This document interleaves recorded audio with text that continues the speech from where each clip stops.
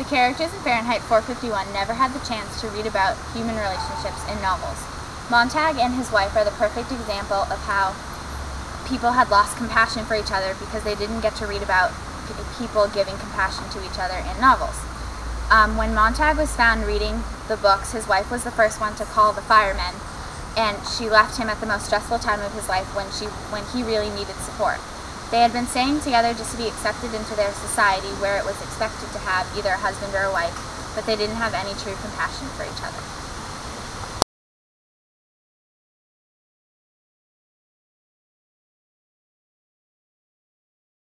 Another aspect that was lost in humanity was thoughts. Thoughts were lost because society was devoid of books.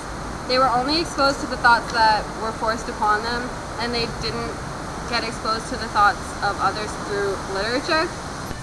And they were not allowed to read books, and if they were caught with books or with books in their possession, their house was burned, and some people chose to burn with their house because they were already exposed to the thoughts from books, so they didn't want to keep living on with society the way it was.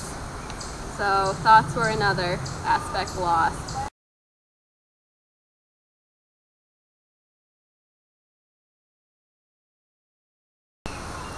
Also, they were restricted from having their own choice to learn. People were not allowed to learn anything about any religion that they wanted to. This stopped all members of society from having a belief in anything other than what society told them was already true.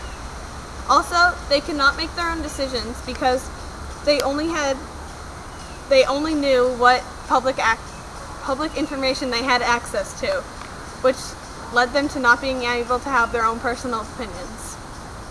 The absence of literature creates a society devoid of compassion for others, independence, and individual thought. Compassion?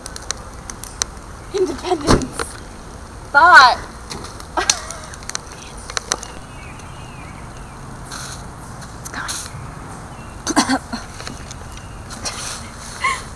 It's going.